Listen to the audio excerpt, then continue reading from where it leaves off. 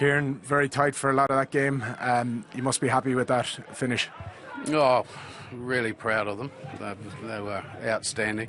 I thought they got what they deserved, really. They deserved everything there. Had to come back from a few points down. And they got their nose in front, so it was never comfortable, but it never is in these sort of situations.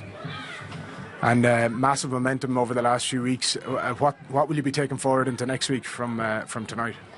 Oh, we'll just keep our feet on the ground. I mean, we'll enjoy this. It's well deserved. We worked our backsides off, and you can hear there's a bit of spirit in the camp. So this will allow us to forge on, but we can't lose sight of the fact that we don't sit very high on the table, and we've got to be realistic about things.